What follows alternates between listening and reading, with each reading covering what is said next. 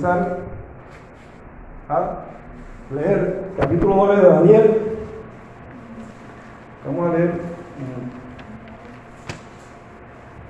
capítulo 9 de Daniel, versículo 20. Vamos a leer uno del 20 al 29. Tiene, la versión Reina Valera tiene el título de Profecía de las 70 semanas. ¿No es cierto? ¿Cuánto han oído hablar de las 70 semanas? Amén. ¿Ya? Bueno, vamos a hablar un poquito. 9:20 de Daniel. Leemos en el nombre del Padre, del Hijo y del Espíritu Santo. Señor, ponemos todo en la mano del Señor, que Él sea hablándonos, guiándonos a través de esta exposición de su palabra. Dice la palabra del Señor: aún estaba hablando y orando, y confesando mi pecado y el pecado de mi pueblo Israel, y derramaba mi ruego delante de Jehová mi Dios por el monte santo de mi Dios. Aún estaba hablando en oración cuando el varón Gabriel, a quien había visto en la visión al principio, volando con presteza, vino a mí como a la hora del sacrificio de la tarde. Y me hizo entender y habló conmigo diciendo: Daniel, ahora he salido para darte sabiduría y entendimiento. Al principio de tu ruego fue dada la orden, y yo he venido para enseñártela, porque tú eres muy amado. Entiende pues la orden y entiende la visión. Y aquí viene la visión. 70 semanas están determinadas sobre tu pueblo y sobre tu santa ciudad, para terminar la prevaricación y poner fin al pecado y expiar la iniquidad, para traer la justicia perdurable y sellar la visión y la profecía y ungir al santo de los santos. Sabe pues y entiende que desde la salida de la orden para restaurar y edificar a Jerusalén hasta el Mesías príncipe habrá 7 semanas y 62 semanas. Se volverá a edificar la plaza y el muro en tiempos angustiosos. Y después de las 72 semanas se quitará la vida al Mesías, mas no por sí. Y el pueblo de un príncipe que ha de venir destruirá la ciudad y el santuario, y su fin será con inundación, y hasta el fin de la guerra durarán las devastaciones. Y por otra semana confirmará el pacto con muchos. A la mitad de la semana habrá cesar el sacrificio y la ofrenda.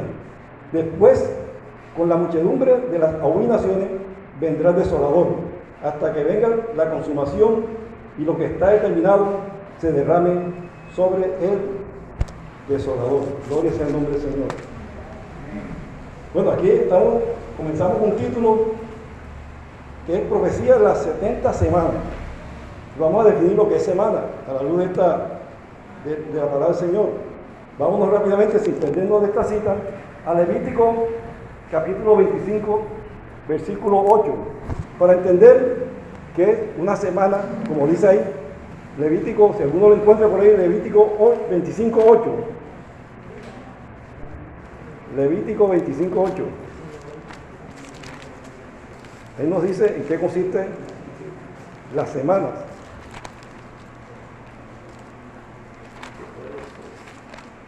¿Encontraron? Levítico 25, 8. Ya, listo. ¿Qué dice, hermana?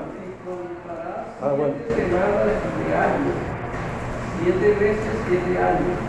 De modo que los días de las 7 semanas de año vendrán a hacerte 49 años. A 49 años, ya dice.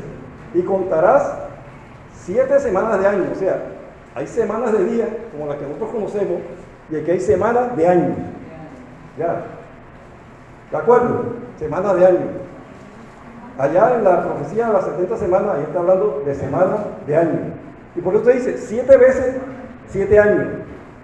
O sea, cuando dicen 7 semanas, para ellos son 7 por 7. Por eso dicen 49 años. ¿No es cierto? Si le dicen 10 semanas, 10 por 7, 70 años. Entonces, volvemos allá a Daniel 9. Ya sabemos que estas 70 semanas son 70 por 7. ¿Cuánto da? 490 años. 7 por 7, 49. Eso no ha cambiado. Sigue siendo 7 por 7, 49. 490 años. Ya. Entonces, en una profecía, el título ha podido decir profecía de los 490 años. ¿No es cierto? Es lo mismo. 490 años, ¿sí? Sí. Ahora, 25. Dice que desde la salida de la orden para restaurar y edificar a Jerusalén hasta el Mesías príncipe habrá 7 semanas y 62 semanas. O sea, está hablando de 7 más 62. ¿Cuántas semanas son? 434 años. 69 semanas. 434 años. No termina en 3. La última semana son 7 años. Bueno, lo que quiere decir este pasaje, este versículo, que ya han transcurrido 7 semanas más 62 semanas. Han transcurrido 69 semanas, falta una semana. Y esa semana está en stand-by, todavía no ha comenzado a correr. Estamos en el tiempo, la dispensación de la gracia, la época de la iglesia. ¿Cuándo comienza esa última semana? Esa última semana, dice, hay diferentes posiciones al respecto. Y tiene que ver con el rapto de la iglesia. Hay personas que creen que el rapto de la iglesia va a ser al comienzo de esa última semana. Al comienzo. Hay otros que dicen que es a la mitad y otros dicen que es al final. Y cada uno tiene sustentación bíblica. Entonces toca estudiar con más profundidad para uno tomar la posición que cree que es la correcta. Ahora, estos son temas que si bien son controversiales y como dice la misma palabra, difíciles de entender, que algunos tuercen para su propio provecho, como algunas otras escrituras, no son básicas para la salvación. Porque sea cuando venga el Señor, nosotros lo que tenemos que estar siempre preparados, sea antes, en la mitad o al final. Amén. Amén. Pero siempre es bueno saber, tener claridad sobre los tiempos. Porque la misma palabra dice que nadie sabe el momento. Nadie sabe, ni aquí ni la hora. Entonces hay escrituras que apuntan que es al comienzo de la última semana. Otros dicen a la mitad, repito, y otros al final. Pero lo importante, digo, como dice el mismo apóstol Pablo, es que nosotros, sabiendo que estas cosas van a ser deshechas, va a venir el tiempo final, tenemos que estar preparados, listos para cuando el Señor venga, en el tiempo que Él ya fue determinado. Entonces, pero si hay señales que nos dicen en qué tiempo estamos. Ahora mismo nosotros necesitamos saber en qué tiempo estamos. Mateo 24 nos dice en qué tiempo estamos. Vamos a Mateo 24 rápidamente, que no vamos a leerlo todo, porque también es extenso, es largo. Pero vamos a ver algunos versículos de Mateo 24, ante preguntas que le hicieron los discípulos al Señor. Él le dijo, Mateo 24, 3. Y estando él sentado en el monte de los olivos, los discípulos se le acercaron aparte, diciendo, dinos, ¿cuándo serán estas cosas y qué señal habrá de tu venida y del fin del siglo? O sea, hicieron dos preguntas en una. ¿Qué señal habrá de tu regreso, de tu venida? Y qué señal habrá del fin del siglo, o sea, el fin del mundo. Entonces digo, mirad que nadie los engañe. Lo primero que dice el Señor es, mirad que nadie los engañe. O sea, que va a haber gente que va a tratar de engañarnos. O sea, eso es la primera advertencia que hace el Señor.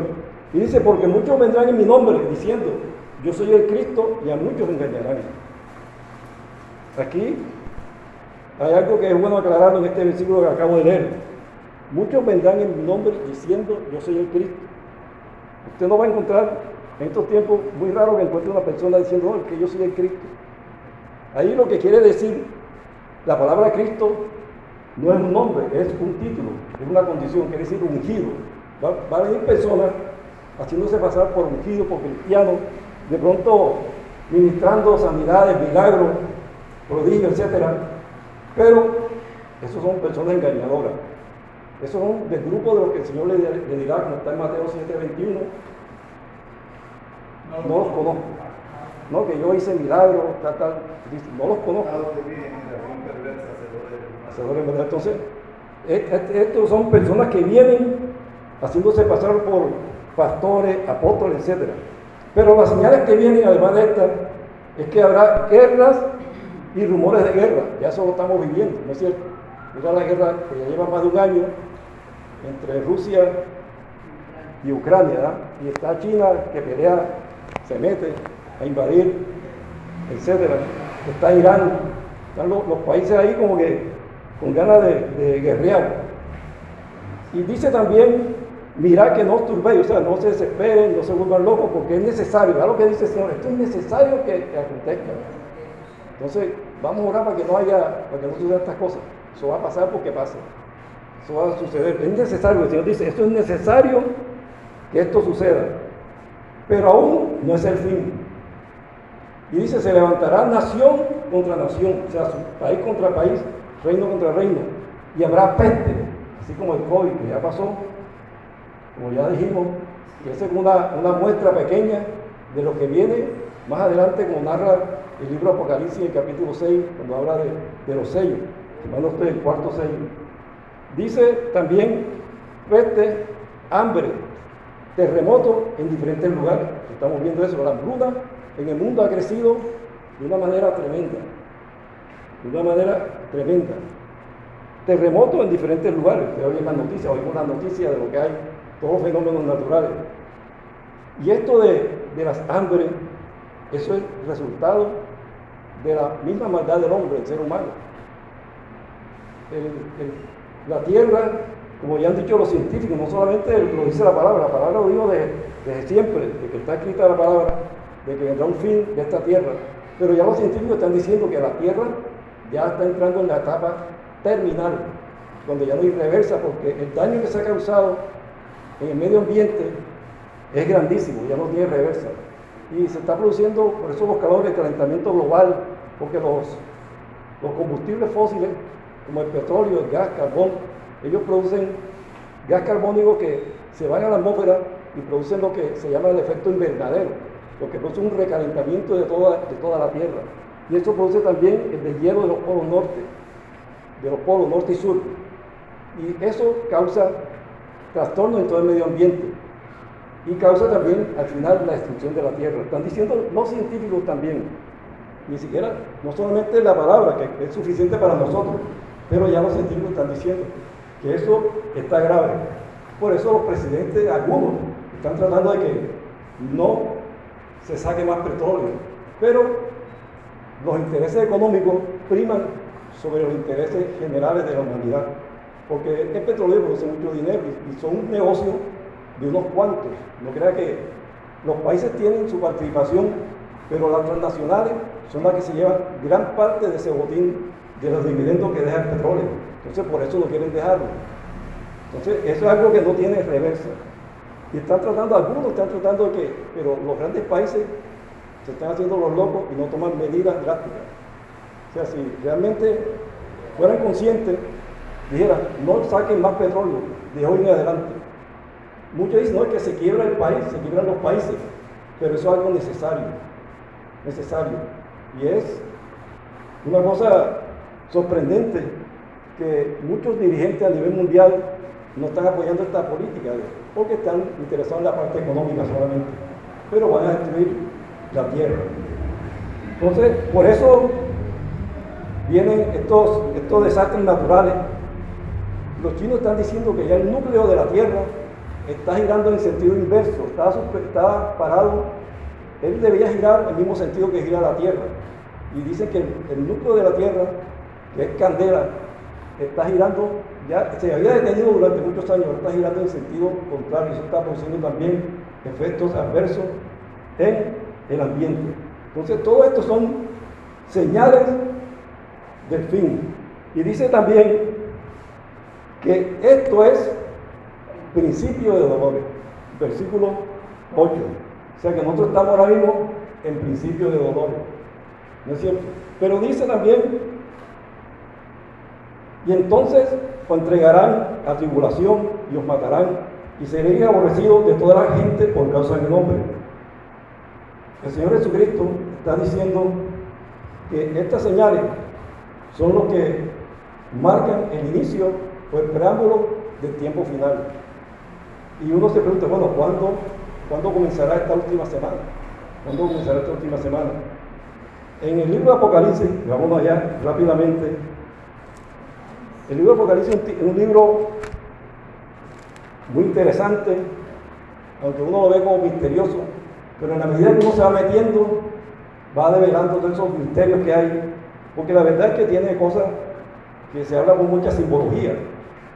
Pero el libro de Apocalipsis se revela o se interpreta a sí mismo o con base en los otros libros, ya, en los libros hasta del Antiguo Testamento.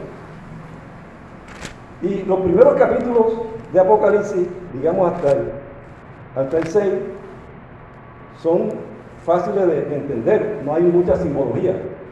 Ya del 7 como hasta el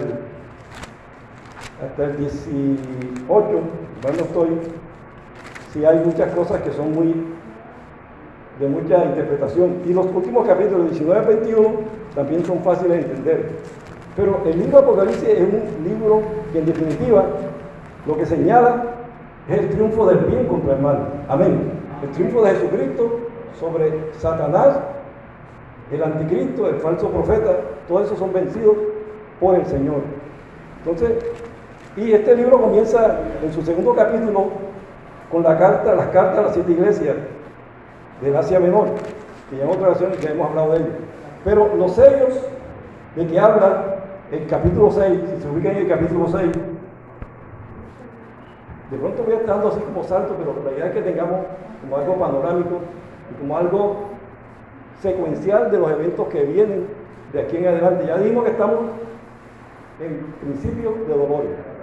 Entonces, ¿qué estamos esperando nosotros? Estamos esperando el rapto, el arrebatamiento de la iglesia. Amén. ¿Cuánto estás esperando eso? Amén, ¿verdad? Estamos esperando. Dicen los judíos, esa es la esperanza bendita que nosotros tenemos. Irnos con el Señor.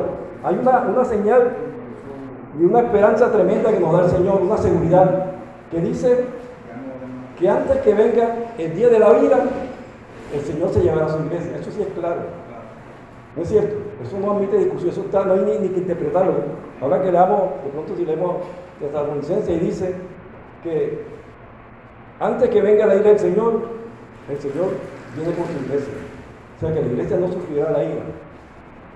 Lo que está en discusión, por muchos estudiosos de la Biblia, es que si la iglesia pasará por tribulación o no pasará por tribulación. Esa es otra cosa. Ya, son dos cosas diferentes. Porque ya hay gente en este momento, congregaciones completas están siendo atribuladas, los que están siendo perseguidos, los que están muriendo por predicar a Jesucristo, los que están siendo perseguidos tremendamente a su familia, las tienen escondidas. Hay cantidad de cosas que ni se publican. Yo a veces pongo un noticiero que se llama El Mundo Cristiano, que da algunas noticias sobre eso, sobre la persecución tremenda que hay contra el cristianismo en los países musulmanes y en los países del lejano oriente, como China, India, Pakistán y otros más, que matan a los cristianos, que están matando. Quemando templos, destruyéndolo con maquinaria pesada. Yo he visto los videos. Entonces, esa gente ya está en tribulación. Ahora, no es la gran tribulación, porque hay que hacer la diferencia. Recuerda que estamos hablando también hablamos de los últimos 7 años, la última semana de Daniel. Esos últimos 7 años se dividen en dos partes. Los primeros 3 años y medio y los 3 años y medio finales. ¿Por qué? Porque dice la Biblia, ahora que ya leímos Daniel, ahí leímos que en la mitad de ese periodo del anticristo, que ya estará desde el comienzo de la tribulación, al principio no se va a mostrar como un anticristo, como un ser perverso, malvado, que va a hacer la maldad a toda la humanidad, sino como un benefactor. Porque ahora lo que viene, usted va a ver, todos estos señales se van a poner más graves. Hambre, tempestades, y los países van a entrar en recesión económica, va a haber problemas económicos gravísimos. Entonces aparecerá un personaje trayendo la solución de ayuda para todos los países.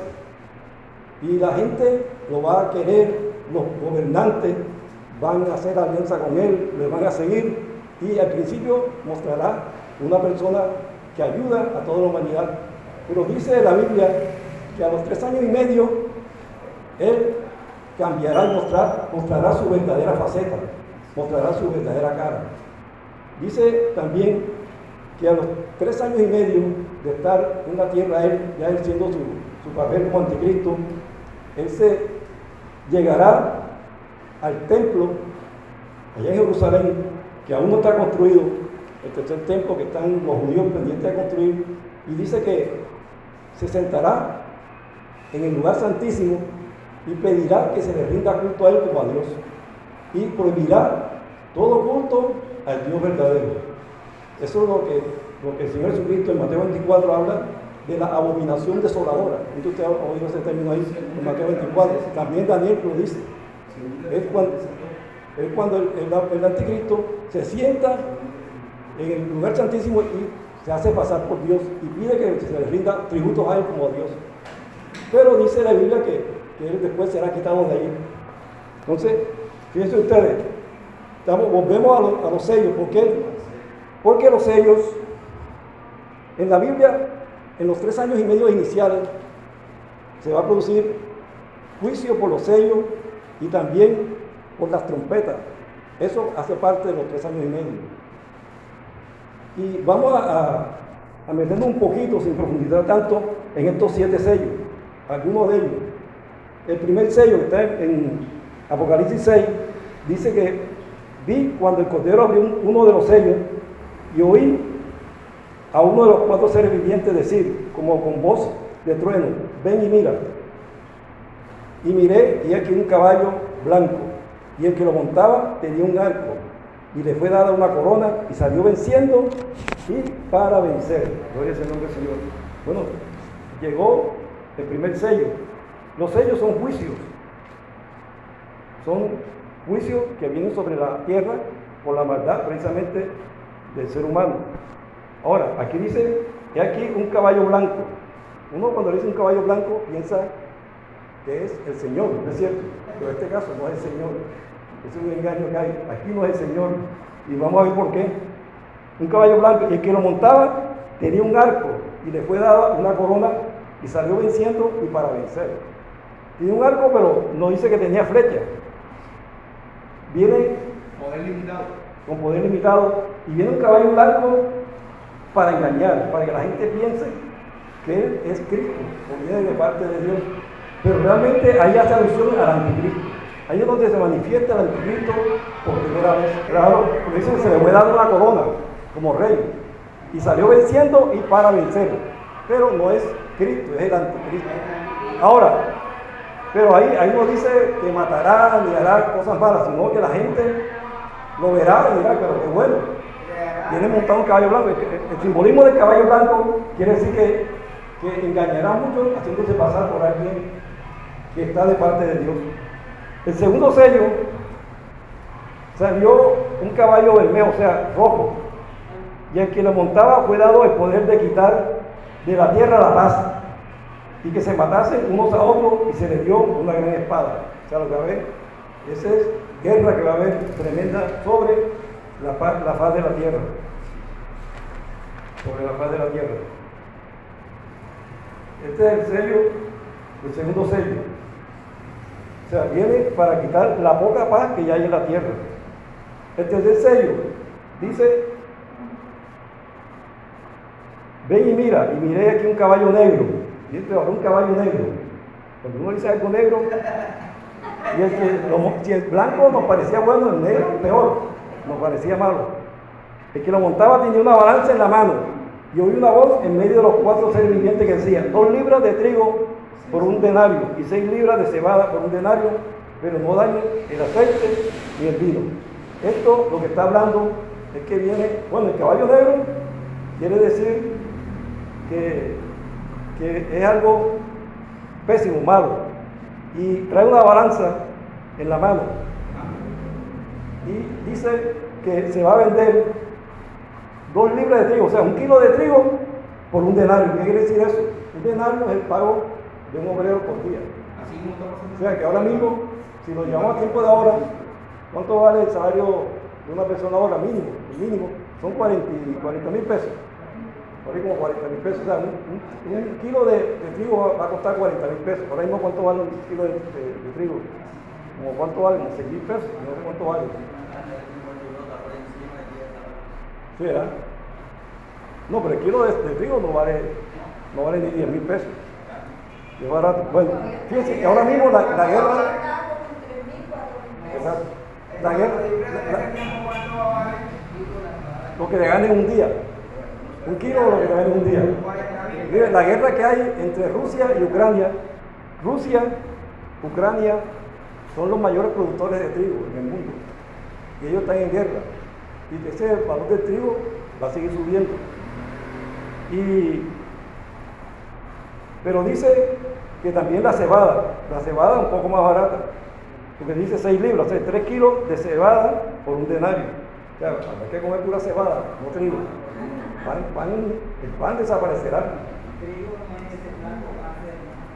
O sea, eso quiere decir que va a haber aumento, esto de manera general quiere decir que va a haber aumento de los precios, va a haber carestía y va a haber hambruna. Eso es lo que quiere decir. Así es. Entonces, y así vienen estos sellos, que fíjense ustedes, son cosas que Dios permite, pero no es que Dios esté incentivando eso, sino por la misma maldad del ser humano se llega a esos extremos, la carestía, la ambición del hombre por el ser humano. Por eso yo no entendía durante mucho tiempo, porque dice que raíz de todos los males es el amor al dinero. Yo decía, pero ¿cómo así? Si hay males que no tienen nada que ver con el dinero. Pero si ustedes analizan todos los problemas que están sucediendo en la tierra, es por el amor al dinero. El amor al dinero de los negocios de petróleo, el amor al dinero de la gente que tiene dinero y quiere más y más, y no le importa que los cordones de miseria en las grandes ciudades están aumentando y que la gente en el campo se está viniendo a las ciudades porque ya el campo no puede ni cultivar, porque ellos también monopolizan hasta los productos. Ya los grandes almacenes, usted se dará cuenta que ellos mismos ahora tienen cultivos, y eso aquí a nivel, digamos, pequeño, pero en los países más avanzados es peor. Ellos manejan toda la cadena de producción y los campesinos independientes no tienen nada que hacer, los productos no se les venden porque ellos acaparan todo. Entonces eso es parte de lo que se llama la globalización. Tienen las transnacionales con estos almacenes grandes como Éxito y otros más grandes, que en todos los países van ellos manejando el comercio, los alimentos. Entonces eso es algo que viene por ahí, no solamente de Dios, depende de nuestra economía. Por eso nosotros tenemos que conocer qué dice la palabra del Señor sobre el manejo del dinero, de los bienes, cuál es nuestra actitud.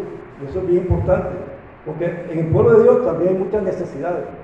Porque se nos ha enseñado también de que solamente con oración y fe obtenemos todas las cosas. ¿Ya?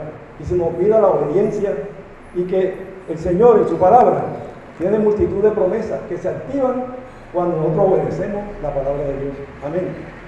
Entonces no podemos pretender que Dios nos bendiga cuando, por ejemplo, somos tacaños, no ayudamos a nuestro hermano, aún cristianos que no ayudan ni a sus familiares que están en necesidad.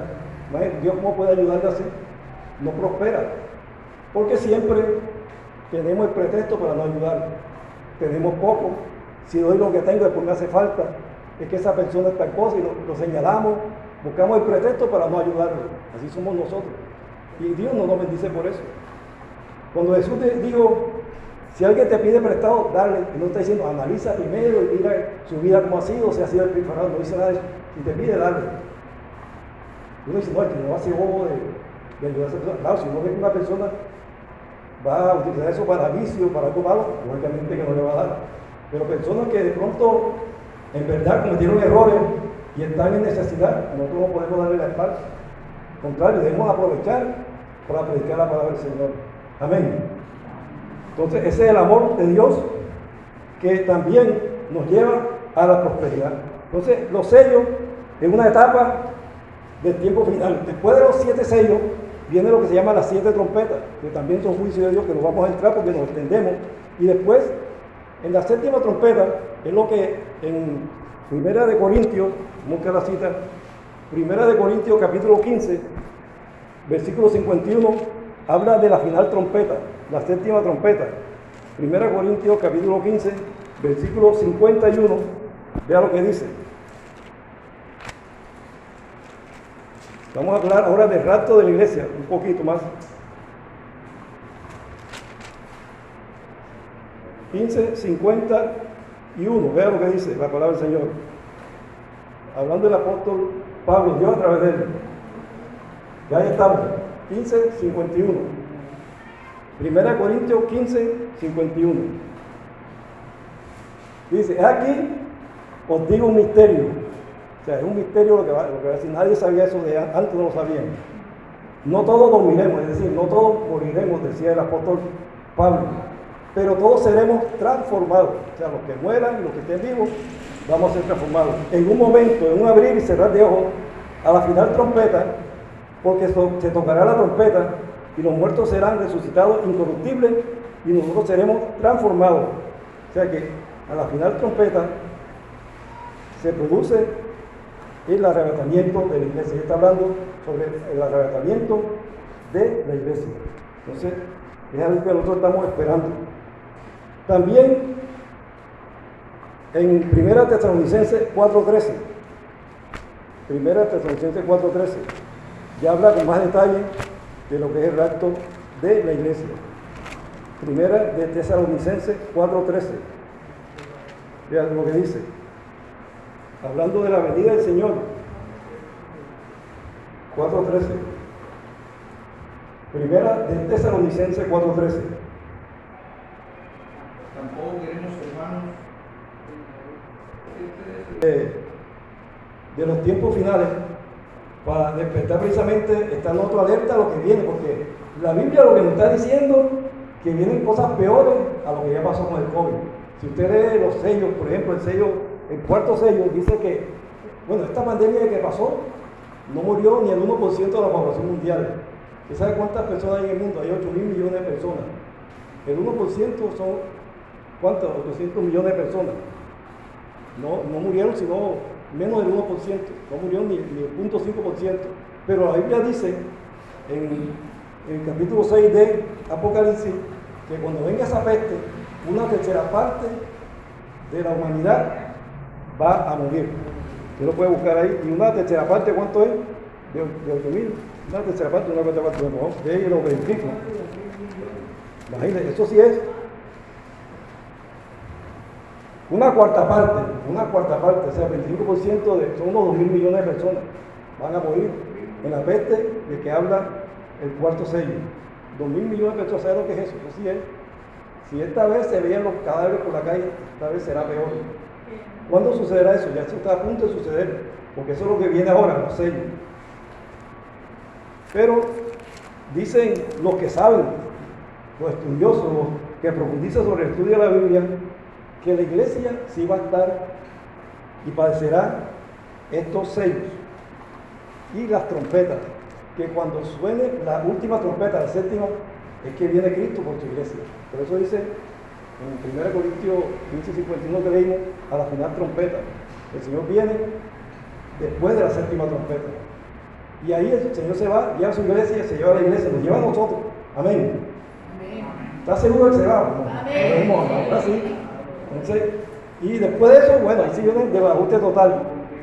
Vienen las copas de la ira, que esas sí son cosas peores. Las copas de la ira que habla el capítulo 16 de Apocalipsis, eso es lo peor. Ahí ya, y ya después sí viene el capítulo 19 de Apocalipsis, donde habla de la marca de la bestia.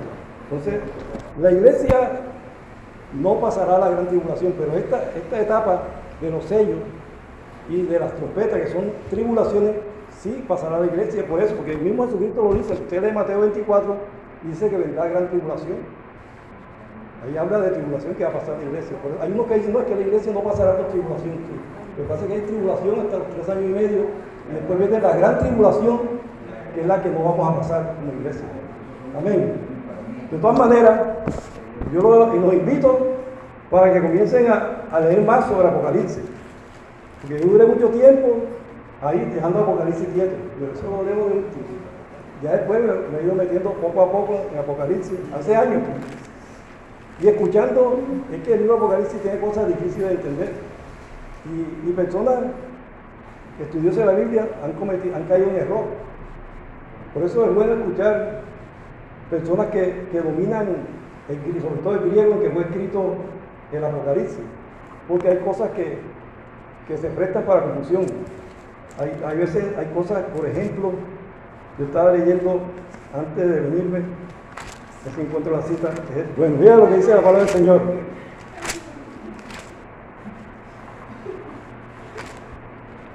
Yo creo que segunda de Tesalonicenses, una último versículo.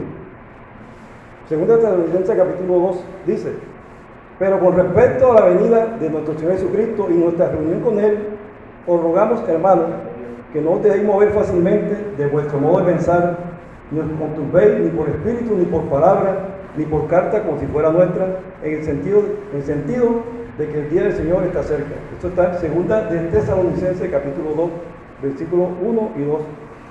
Dice: nadie os engañe de ninguna manera, porque no vendrá sin que antes venga la apostasía y se manifieste el hombre de pecado y el hijo de perdición. Si usted le pone atención al primer versículo del capítulo 2 de segunda de Tesalonicenses, está diciendo: con respecto a la venida de nuestro Señor Jesucristo y nuestra reunión con Él. Está hablando del rapto, del arrebatamiento de la iglesia. No está hablando de la venida del Señor para el juicio. Está hablando de nuestra reunión con Él. Y nosotros vamos a reunirnos con Él en el rapto. Y está diciendo que ninguno los engañe en ninguna manera, porque no vendrá sin que antes venga la apostasía y se manifieste el hombre de pecado. ¿Quién es el hombre de pecado? El anticristo. O sea que cuando se manifieste el anticristo, la iglesia estará aquí y Cristo se la lleva de una vez. Cuando Él se manifieste como lo que es. Eso es lo que enseña la palabra. Este primer versículo del 2 es un versículo clave para entender eso.